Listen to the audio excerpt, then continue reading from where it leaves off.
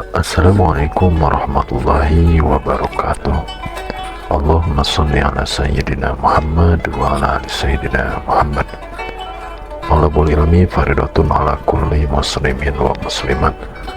Menuntut ilmu itu wajib bagi orang muslim laki-laki maupun perempuan. Hadirin rahimakumullah, sejatinya hidup tanpa ilmu bagaikan hidup tanpa nyawa. Sedangkan hidup tanpa nyawa bagaikan mayat hidup. Dengan ilmu hidup bisa jadi mudah. Dengan iman hidup bisa jadi terarah. Dan dengan seni hidup bisa jadi indah. Mari kita menuntut ilmu bersama-sama. Mudah-mudahan kita semua bisa berilmu amaliyah dan beramal ilmiah. Ini kejadian sebenarnya. Lalu saya datang ke rumahnya, saya batalkan ceramahku, saya suruh ganti orang. Menangislah ini di depan jenazah suaminya. Saya bilang, mana anaknya, teleponnya, mari saya telepon. Dia kasihlah nomor telepon anaknya yang pengusaha di Samarinda. Pengusaha, banyak duitnya. Saya telepon anaknya, Tabek pak, ada berita duka, meninggal bapak tak. Apa dia bilang? Oh, sudah lama memang sakit itu bapakku. Saya bilang, jadi bagaimana deng? Ditunggu ki atau apa? Apa dia bilang? Sudahlah Ustadz, biar saya pulang tidak merubah keadaan. Biar saya pulang tidak hidup lagi bapakku. Banyak pekerjaanku di sini. Begini saja Ustadz. Tersebutlah sahabat Nabi. Sahabat Nabi itu artinya hidup sesaman dengan Nabi, ketemu dengan Nabi, beriman kepada Nabi, dan matinya pun tetap beriman kepada Nabi. Itu namanya sahabat. Ya, ada orang ketemu dengan Nabi tapi tidak beriman dengan Nabi. Itu tidak sahabat. Siapa? Abu Lahab. Ketemu sama Nabi itu, bergaul sama Nabi, bahkan pamannya Nabi, tapi tidak beriman sama Nabi, tidak boleh disebut sahabat. Bapak-bapak tidak usah lihat ini nanti dibagi-bagi kalau cukup. Ini memang ya. Ada juga orang ketemu dengan Nabi, bergaul dengan Nabi, beriman dengan Nabi, tapi matinya tidak beriman dengan Nabi. Dek nak capuri deceng, berakhir dengan kafir, tidak bisa disebut sahabat. Siapa? Abdullah bin Ubay. Dia beriman sama Nabi, sahabat dengan Nabi, bertemu dengan Nabi, tapi terakhirnya murtad, keluar dari Islam. Tidak boleh disebut sahabat. Yang disebut sahabat, ketemu dengan Nabi, bergaul dengan Nabi, beriman kepada Nabi, matinya pun tetap beriman kepada Nabi. Ini tidak banyak. Sahabat ini bernama Alqamah. Bagus ibadahnya. Di mana Nabi dakwah ada di depan. Kalau Nabi berjamaah di belakang ada Alqamah. Tapi anehnya ketika sakaratil maut tidak bisa syahadat. Dibimbing oleh Bilal, la ilaha illallah. Alqamah cuma bilang la, tidak, kaku bibirnya. Bilal lapor sama Nabi, ya Rasulullah, Alqamah madang ide oleh mas syahadat. Alqamah sakaratil maut tidak bisa syahadat. Tolong Anda doakan. Nabi bersabda, kenapa bisa? Nabi sekali agamanya itu, kok bisa? Didoakan oleh Nabi, tetap tidak bisa. Nabi lalu bertanya, ada yang tahu rumahnya bapaknya? Sudah meninggal ya Rasul. Kau pergi cari mamanya. Pasti ada dosanya sama mamanya ini. Pergi kau cari mamanya. Cari, ketemu. Bilal berkata, Bu, sakaratil maut kodong itu anak, tanda bisa syahadat. Mungkin ada dosanya sama ibu. Apa Nabi bilang ibunya? Ada apa nih? Kurang ngajar memang itu anak. Setengah mati aku hamilkan. Masya Allah, pernah dirasakan hamil? Pernah Pak? Oh itu di belakang itu. Oh itu bedek kalau hamil orang, tidak ada enaknya. Coba lihat orang hamil, jalan aja setengah mati, duduk itu tidak bisa duduk masuleka, pakai standar samping. Iya toh, tidur. Baik. Pernah lihat ibu hamil tidur tengkurap, mopang, tidak bisa. Bapak, bagaimana rasanya hamil nih Pak? Mau ki rasakan, ambil ki kelapa, kasih masuk 1 biji di perut tak, dengan sabuk-sabuknya, kemana-mana bawa. Itu ibu-ibu kemana-mana kan dia bawa. Setengah mati, tidur tidak ada enaknya, menghadap ke kanan poso, menghadap ke kiri sesak napas, satu jenaknya gaya pasrah. Coba kalau kita laki-laki menderita, paling menderita kalau ngidam istrinya. Pernah ada bapak-bapak, Ustaz apa doanya supaya berhenti ngidam? Saya bilang apa ngidamnya istri? Tak, dia bilang nanti dia bisa tidur kalau dia lihat saya di atas lemari duduk. Mulai berhenti kok, nak kasih bodoh-bodoh kok itu. Jadi kalau istrinya mau tidur jam 9, setengah 9 naik di atas lemari. Waktu ini saya kasih. Dia bilang ini, setengah mati aku hamilkan, setengah hidup aku lahirkan. Coba lihat ibu-ibu kalau melahirkan. Ada ndak ibu-ibu melahirkan senyum? Ada ibu-ibu melahirkan senyum? Tidak.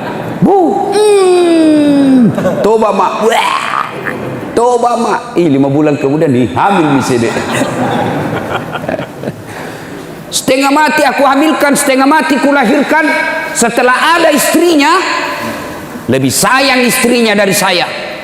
Bu, lihat itu anakmu, tidak bisa, tidak selamat ini kalau ibu tidak maafkan. Tidak mau saya Rasul, kurang ngajar, biar saya narasa. Kalau begitu kata Nabi, jalan satu-satunya supaya selamat ini anaknya ibu, saya harus bakar. Silakan saudara-saudara sekalian, kata Nabi, kumpulkan kayu, kumpul kayu, kumpul kayu, nyalakan, nyala. Begitu nyala ditanya lagi, Bu betul tidak memaafkan? Saya tidak memaafkan. Kata Nabi, lebih baik saya bakar api dunia daripada apinya neraka. Itu api neraka Pak, jangan coba-coba. Ini bapak-bapak yang anggap enteng api neraka. Kan ada tong itu biasa bilang wita topina witai. Api neraka itu Pak, kata Nabi 69 panasnya api di dunia, baru sama panasnya api neraka 69 kali.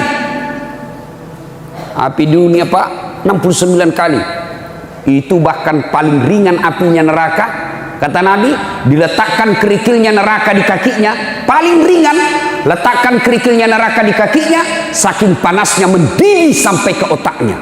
Itu yang paling ringan. Jadi kalau bapak-bapak mau bayangkan api neraka, coba maki ambil ki api, nyalakan kompor gas, kasih masuk tangan tak.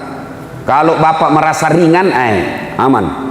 Tapi kalau baru api rokok lompat maki, oh hati-hati kau sekali. Hati-hati. Api neraka itu kan ada 4 tingkatan. Api yang Allah ciptakan itu ada 4 tingkatan. Tingkatan pertama, api yang warna merah. Ini apinya para perokok. Coba lihat kalau merokok, kayak orang bodoh-bodoh. Apa mau kerja itu? Isap buang, beleng-beleng. Sekali-kali isap kunyah. Nah, masa kamu itu saja nak kerja 10 menit beleng-beleng. Ada merokok di sini?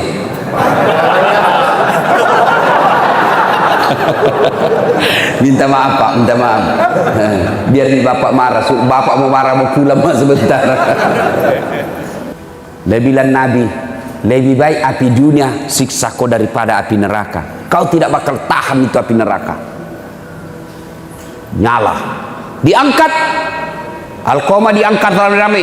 Kata Nabi, lempar masuk api. Begitu mau dilempar, ibunya berteriak, tahan, jangan kau bakar anakku ya Rasul. Memang dia kurang ajar, memang dia durhaka, tapi sudah kumaafkan dosa-dosanya. Tidak ada artinya sakit hatiku ketimbang melahirkan dia. Tidak ada artinya sakit hatiku ketimbang hamil dia 9 bulan dalam perutku. Saya maafkan dia ya Rasul. Begitu dia bilang saya maafkan, Nabi berkata, letakkan, turunkan turun. Pas turun, ditanya kembali ibunya, Bu, betul kita maafkan? Betul ya Rasul. Lalu Alqamah dituntun dan akhirnya dengan susah payah mengucapkan La ilaha illallah Muhammadur Rasulullah, meninggal dunia. Apa hikmah dari kisah ini, Pak? Sahabatnya saja Nabi, hidup sesama dengan Nabi, didoakan langsung mulutnya yang Rasulullah sallallahu alaihi wasallam, tidak bisa selamat ketika sakaratul maut, menghadapi sakaratul maut dengan susah. Gara-gara apa? Durhaka sama ibunya. Ini kejadian lebih 1400 tahun yang lalu, 1400 tahun yang lalu. Apakah tidak ada sekarang seperti itu? Anak durhaka? Oh, lebih banyak lagi sekarang, Pak. Anak-anak kita sekarang tinggi sekolahnya, tinggi tong kurang ajarannya. Bahkan saya baru-baru dapat, Pak, saya mau pergi taksiyah di Makassar, mau pergi ceramah di Makassar, tiba-tiba ada ibu-ibu menelpon saya. Assalamualaikum Ustaz. Waalaikumsalam. Sambil menangis ini ibu. Ustaz, tolong cepat datang ke rumahku Ustaz, tolong saya Ustaz. Saya bilang, ibu kenapa? Tenang-tenang ibu. Dia menangis terseduh-seduh. Kenapa ibu? Dia bilang, tolong Ustaz, meninggal suamiku, tidak tahu kamu urus bagaimana Ustaz. Mana anak-anaknya? Tidak ada anak-anakku Ustaz, sibuk semua Ustaz. Saya sudah telepon, tidak ada yang bisa datang. Ini kejadian sebenarnya. Lalu saya datang ke rumahnya, saya batalkan ceramahku, saya suruh ganti orang. Menangislah ini bu di depan jenazah suaminya. Saya bilang, mana anaknya? Teleponnya, mari saya telepon. Dia kasihlah nomor telepon anaknya yang pengusaha di Samarinda. Pengusaha, banyak duitnya. Saya telepon anaknya. Tabek Pak, ada berita duka, meninggal bapak tak? Apa? Dia bilang, oh sudah lama memang sakit itu bapakku. Saya bilang, jadi bagaimana deng? Ditunggu ki atau apa? Apa? Dia bilang, sudahlah Ustaz, biar saya pulang tidak merubah keadaan. Biar saya pulang tidak hidup lagi bapakku. Banyak pekerjaanku di sini. Begini saja Ustaz, tolong kirim SMS kan nomor rekening tak.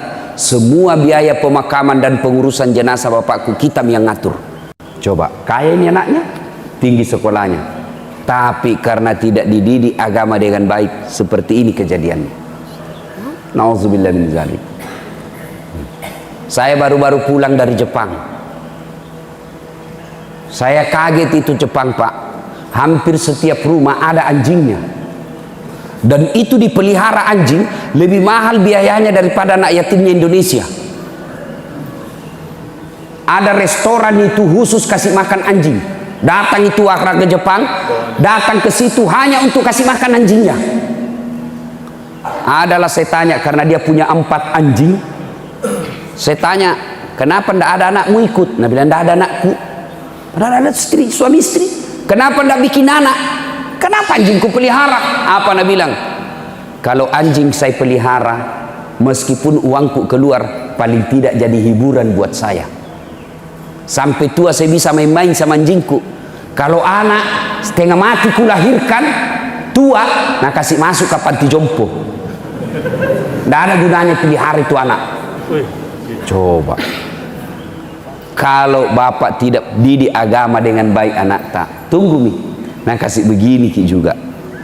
Pak, ibu bapak yang saya muliakan, ini yang saya ingin sampaikan. Pentingnya kita didik agama tak, Pak. Didik itu agama anak-anak tak. Apakah salah kalau dia anggota DPR? Tidak. Bagus kalau dia jadi anggota DPR.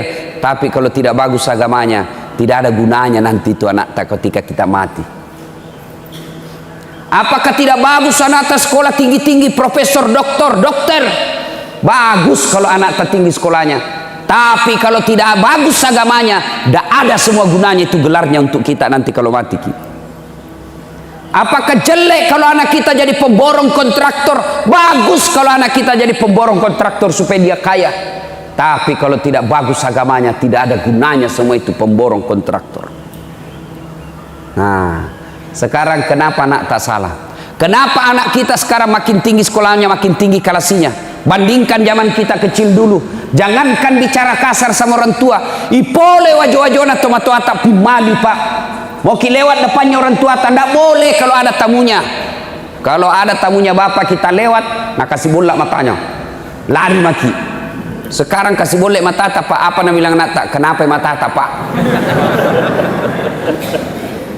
Nah, sekarang pertanyaan, bagaimana cara mendidik anak? Silakan baca buku pedoman pendidikan anak. Silakan baca hasil-hasil riset orang-orang modern. Silakan baca majalah buku tentang cara mendidik anak. Tapi bapak keliru dan sesat kalau tidak membuka Quran mendidik anak. Itu ada dalam Quran. Ada yang tahu? Seorang manusia biasa, bukan nabi, bukan rasul, tapi jago dalam mendidik anaknya, hebat dalam mendidik anaknya, akhirnya dikasih nama surah dalam Al-Quran karena hebatnya dalam mendidik anaknya. Ada yang tahu siapa dia? Siapa? Angkat tangan, saya kasih hadiah. Siapa? Luqmanul Hakim. Bapak dapat hadiah. Ini hadiah pak, silakan, silakan. Ini uang barakah. Nah, ambil. Ada juga sebut di sana tadi Luqmanul Hakim, tapi jauh, tidak dapat hadiah. Itu hikmahnya pak, kalau dengar ceramah dekat-dekat ki pak, dapat ki uang. Itu hikmahnya. Namanya Luqmanul Hakim. Diabadikan dalam Quran karena dia hebat dalam mendidik anaknya. Bagaimana Luqmanul Hakim mendidik anaknya? Yang pertama dia didik anaknya apa? Ya bunayya la tusrik billah. Wahai anakku, jangan kau menserikatkan Allah. Yang pertama diajarkan anak kita akidah la ilaha illallah Muhammadar Rasulullah. Tiada Tuhan selain Allah, Muhammad adalah Rasul Allah. Itu dulu diajarkan. Bagaimana aplikasinya itu akidah? Termasuk keyakinan tentang 3 hal. Perbaiki akidahnya anak kita ini. Apa itu? Nah, jodoh itu di tangan Allah. Nah, ajal itu di tangan Allah. Nah, rezeki itu di tangan Allah. Biar kau setengah mati, kau pakai akalmu, kau pakai kakimu, kau pakai tanganmu. Kalau bukan rezekimu tidak masuk ke kantongmu. Sebaliknya, biar kau tidak kerja keras, kau hanya buka toko sederhana, tapi karena rezekimu datang dari Allah, tidak ada yang bisa halangi kamu. Itu akidah. Nah, cuma kita jarang ajar anak kita begini. Coba Ibrahim alaihissalam, ketika Ibrahim alaihissalam tua, dia kumpul anaknya. Apa dia tanyakan anaknya? Anakku, ma ta'buduna min ba'di. Nanti kalau bapak mati, nak apa kamu sembah? Kita kalau tua apa kita bilang sama anak tak? Nah, ma ta'kuluna min ba'di. Nanti kalau mati karena apa kamu makan? Saking makannya saja anak tak kita pikir. Padahal tidak ada orang mati kelaparan di sini. Ada mati kelaparan di sini? Tidak ada pak. Nah, pertama didik anak kita adalah akidahnya. Bagaimana sebenarnya kewajiban orang tua kepada anak? Apa kewajiban orang tua kepada anak? Artinya apa? Berdosa kalau dia tidak lakukan kepada anak. Apa itu? 1, beri nama yang baik. Begitu lahir anak tak kasih nama yang baik. Ada bilang gitu, orang bilang, apa arti sebuah nama? Oh bodoh itu kalau ada orang bilang begitu. Bayangkan kalau tidak ada semua nama tak di sini. Bagaimana kita mencoblos caleg? Kalau tidak ada namanya. Bagaimana bapak mau telepon saya ceramah kalau bapak tidak punya nama? Halo, ada ustaz? Ustaz yang mana? Ada itu yang pendek. Banyak itu ustaz pendek di Makassar. Bagaimana? Nama itu penting. Dalam Islam, nama adalah doa.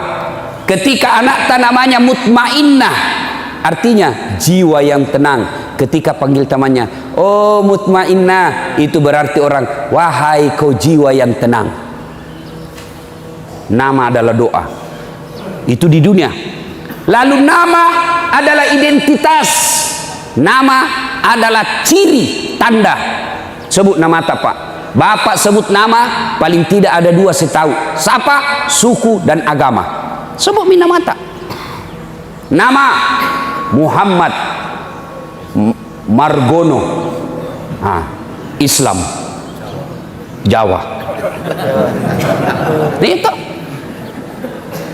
Nama Bertus Magaluntung. Di sana Toraja ini Kristen. Dari nama bisa ditahu agamanya orang. Abdul Jabbar 99% pasti Muslim. Ambot Dalle Kandalah kalau orang Jawa. Mana ada orang Jawa namanya Mbok Dalle? Nggak ada itu. Kalau Jokowi ayah, Prabowo ayah, Margono, Susilo Wambamudiono, itu Jawa. Kalau Mbok Dalle, Bugis lah itu. Itu orang Bugis tidak mau kalah sama Udin sedunia. Pernah dengar itu Udin sedunia? Ada juga namanya Ambok sedunia. Ambok yang banyak rezekinya namanya Ambok Dalle. Ambok yang setiap berniaga untung terus namanya Ambok Upe. Ambok yang tidak pernah lolos kalau mencalek namanya Ambok Saka.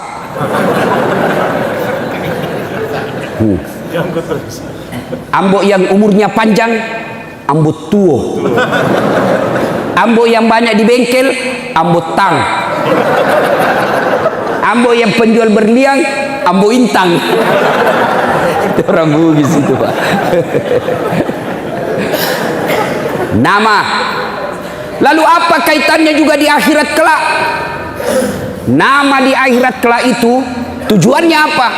Ketika kita dikumpul di padang mahsyar, kan diadili satu-satu orang, Pak. Pernah rasakan mencoblos atau ngantri bayar listrik? Lama kita menunggu tuh. Padahal itu masih di dalam ruangan. Ada AC-nya, loketnya ada 4. Masih lama kita menunggu. Bagaimana nanti kalau kita diadili dari Adam sampai kiamat dunia? Berapa miliar manusia satu loket? Dari Adam sampai kiamat satu loket. Kenapa satu loket? Hanya satu Tuhan yang adili kita. Maka dipanggil kita satu-satu. Di sini fungsinya nama yang baik. Siapa dulu dipanggil? Nenek saya duluan mati? Belum tentu. Siapa? Nama-nama Islam dulu. Abdul Jabbar, Abdul Rahman, Umar bin Khattab, Tariq Husler, Das'at Latif. Itu dulu dipanggil.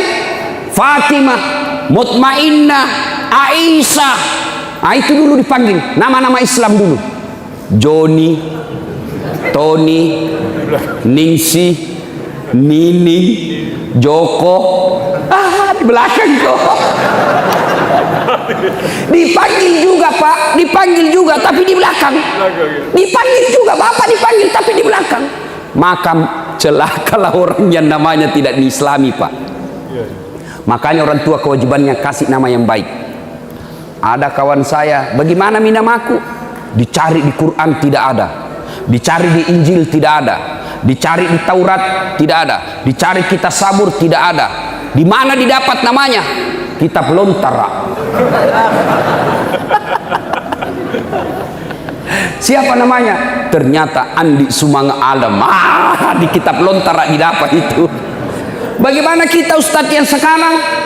Nama kita sudah tidak Islam, dulu kita tidak tahu. Islamkan nama kita dengan cara apa? Tambah nama Muhammad di depannya. Coba Bapak ingat sejarahnya almarhum Bapak pembangunan Indonesia, siapa namanya? Dulu sebelum haji namanya Soeharto.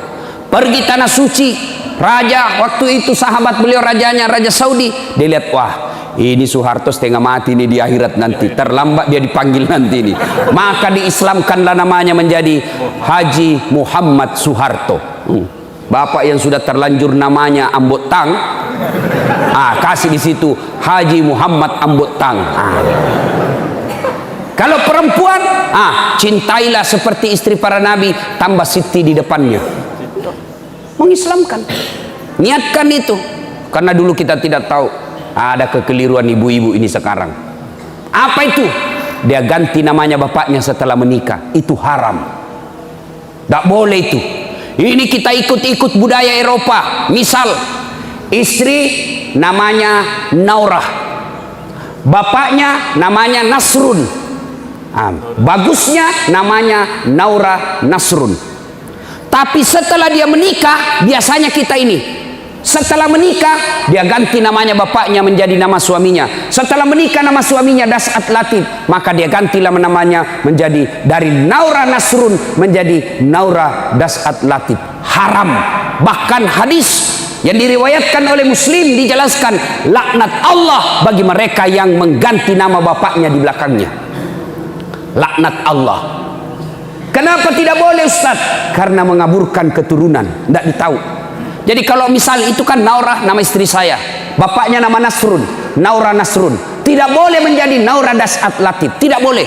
Kenapa? Begitu lahir namanya anakku, saya kasih nama Nasirah Dasat Latif, berarti saudara sama mamanya, sama-sama Latif di belakang, Dasat Latif di belakangnya, tidak boleh.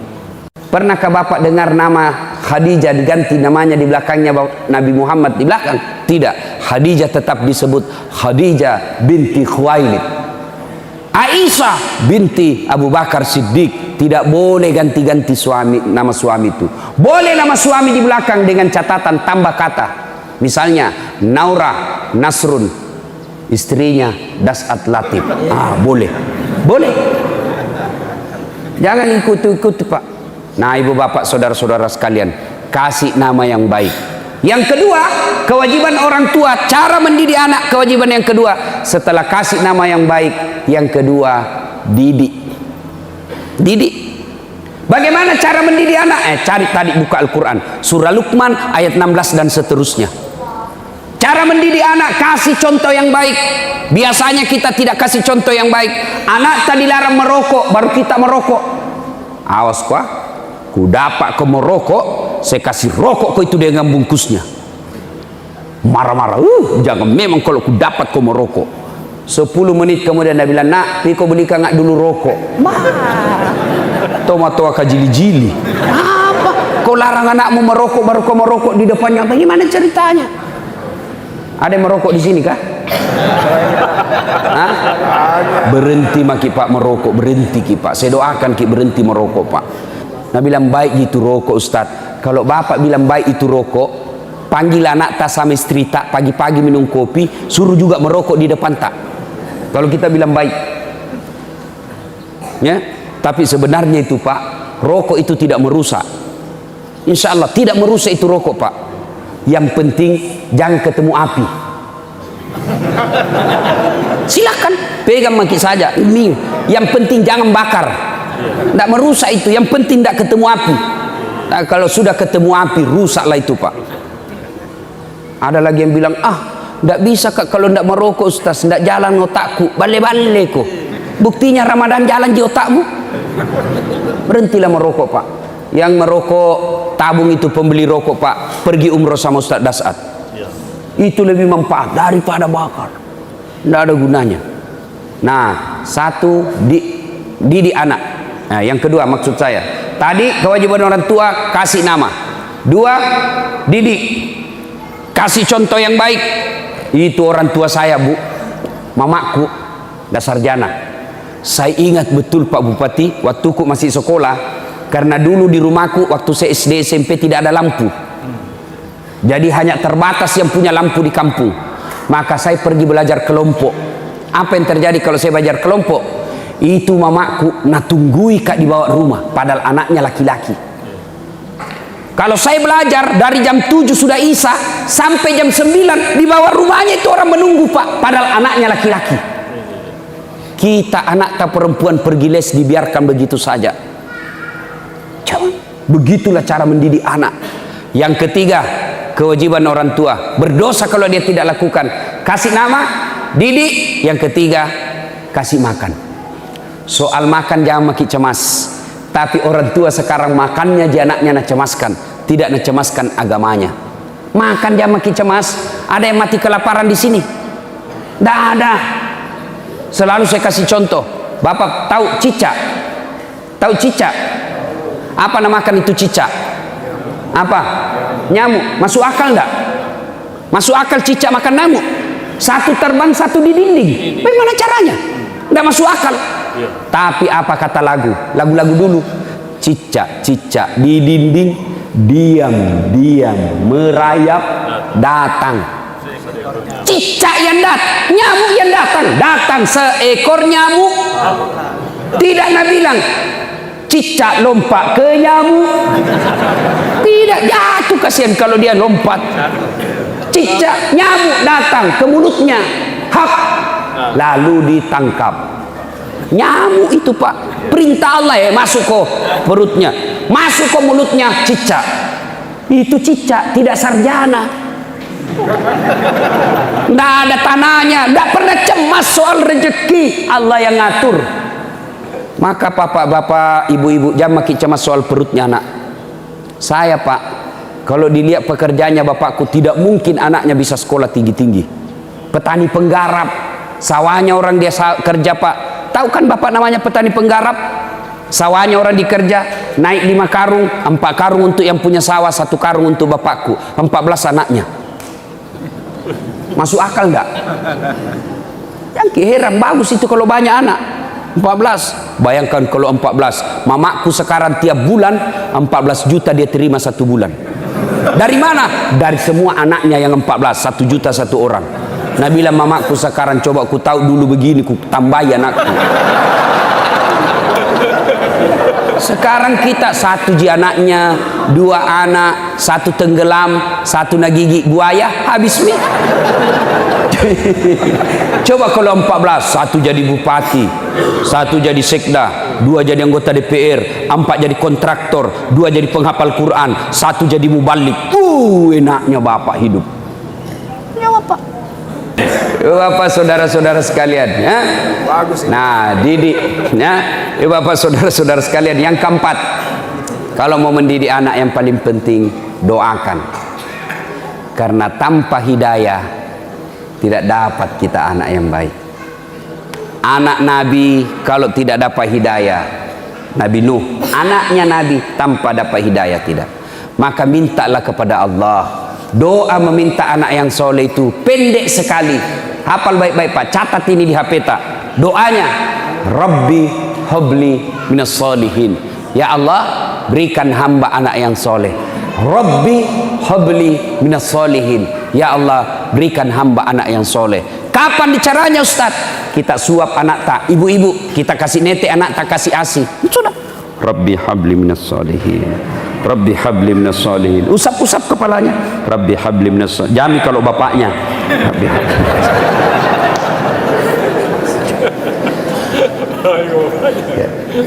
Makan anak tak, suap. Disuap anak tak, doakan lagi. Rabbi habli minas solihin. Mama kau nak, mama. Rabbi habli minas solihin. Doakan. Di mana dia anak tak disampoi. Rabbi habli minas solihin. Mau pergi sekolah peluk, bisik di telinganya, Rabbi habli minas solihin. Nah tanya ke anak tak, apa aja itu mak selalu kita baca? Saya doakan kina supaya jadi anak yang soleh. Ini biasa kita orang tua tidak mau ki sama anaknya. Sama anaknya tetangga, mana mama tak nak? Itu sama anaknya orang, sama anak tak, mana kok? Sama anaknya sendiri kasar. Nah, Rabbi habli minas solihin. Saya doakan kita supaya kita beriman, soleha, soleh. Sampai di sekolah diajak bolos sama temannya. Ayo bolos. Apa nak bilang anak tanda deh? Nak doakan nggak tadi mamaku anak soleh. Ada kemanakanku Pak. Sudah mau maghrib masih main bola. SD sepanggil Patur. Sudah mi, ayo masuk ke masjid. Pergi masjid jamaah sama om. Nak bilang sedikit lagi om. Kutungguin mi. Begitu azan masih main bola. Terpaksa Ustadz Dasat masuk lapangan. Saya bisik telinganya, Rabbi habli minas solihin. Langsung menangis Pak, menangis. Heran semua orang lihat, jago Pak Ustaz, nggak bisik je kemanakannya nak menangis. Dia tidak tahu telinganya saya bisik, tanganku dibawa makan jiki. Artinya apa? Kalau anak tak salah, kasih hukuman. Supaya apa? Dia tahu bahwa salah. Itu orang dulu Pak. Kita orang tua tak kalau salah, aina bak mimatoki Pak, na pukul ki. Saya pernah diikat di tiang rumah, diikat Kak di tiang rumah, baru dikasih kapas sini telingaku sama hidung sedikit. Apa? Baru bapakku ambil sarang arella. Semut-semut yang ngami itu dari pohon-pohon yang besar, bukan semut kecil. Kalau semut kecil Pak bahaya. Yang semut yang besar-besar itu dia gugurkan itu di atas kepalaku Pak. Kenapa? Saya didapat tidak sholat Jumat. Coba, saya pernah dilomboki mulutku. Lombok besar bukan lombok kecil. Karena kalau lombok kecil pedis sekali. Itu mamaku itu lombok besar. nak cobek, sudah itu nak ambil, nak simpan di mulutku. Nah apa? Saya didapat sebut alat kelamin perempuan. Majak simpan. Coba, tuh ibu-ibu dulu. Coba ke. Sekarang anak tak salah, biasa, ndak apa-apa ji. Akhirnya terbiasa salah. Minta HP, ndak mau bapaknya kasih, langsung datang mamanya, kasih nih, apa gunamu jadi camat? Banyak uangmu setengah mati kau cari uang urus rakyat. Ada camat di sini. Minta maaf Pak camat, bukan kita, camat lain. Setengah mati kau di, ndak mungkin Pak Bupati ku sebut, ndak takut Pak camatmu saja. Coba bayangkan, marah mamanya, kasih nih. Banyaknya uangmu ndak bisa belikan nih. Kasih susah saja, beli kami saja daripada nak kasih susah ki. Jangan ki jadi istri kalau ndak mau ki susah. Kalau tidak mau ki susah ibu jadi gasturi ki. Jadi gadis tua Republik Indonesia. Memang harus susah namanya orang tua. Pak, Bu, itu orang tua dulu cara didik anak belum tentu tidak ada sekolahnya lalu tidak contoh. Jangan. Banyak cara mendidik anak orang tua dulu yang sekarang mesti kita contoh. Apa itu Ustaz? Satu, lihat orang tua dulu. Kalau anaknya mau pergi main, apa nak bilang? Pergi aku main, bawa edekmu, tiwi andrimu. Kalau nangis adekmu kau kupukul. Akhirnya apa? Kita saling membela bersaudara. Dulu satu tempat tidur 4 kit di atas. Apa tujuannya? Ada jadi intel. Mak, pacaran nih kakakku. Kenapa kau tahu? Ku dapat suratnya. Karena kita satu tempat tidur, ditahu. Coba maki. Dulu kalau kita makan jelas jadwalnya, makan pagi, makan siang, makan malam, tidak boleh makan sendiri-sendiri, makan kita sama-sama. Pada saat kita makan, ibu bapak nasihati kita dalam bahasa Bugis, nah Andre makasih kesina, ajak musesai. Itu orang tua-tua dulu. Sekarang anak-anak kita makan apa? Ambil nasi, ambil ikan, ambil sayur, masuk di kamar masing-masing. Itu tidak bagus itu. Orang tua dulu, coba orang tua dulu. Kalau kita minta uang langsung nak kasih. Tidak, apa? Isi kobak mandi dulu, pelko dulu itu tangga, baru dikasih. Untuk apa? Mengajar anak kita bahwa cari uang itu tidak gampang. Itu orang tua dulu Pak. Sekarang mulai hilang semua. Satu anak satu kamar, satu anak satu TV, satu anak satu handphone. Akhirnya sampai di rumahnya tidak pernah ketemu saudara. Masuk di rumah masing-masing pakai handphonenya, tidak pernah ketemu saudaranya. Sampai di dalam video call sama temannya, dia teleponlah temannya. Apa nak bilang cowoknya? Kasih kau pakai kau apa itu headset supaya tidak dengar mamamu di kamar. Bakmi. Nabi bilang cowoknya dari sebelah video call, lihat ke bedek kasih luar lidah tak. Sedikit lagi turun leher tak. Ya, cek depi, buka sedikit. Akhirnya apa? Anak tak terbiasa pornografi, ketemu hamil anak tak. Kita gagal mendidik anak. Tidak semua yang dulu-dulu itu jelek. Dulu-dulu itu mendidik anaknya tidak ada sekolahnya, tapi anaknya bisa jadi sukses. Kenapa kita sekarang gajinya suami tak jelas, ada mobil dinasnya, ada rumahnya baik, ada pengawal-pengawalnya, kenapa kita tidak bisa mendidik anak kita?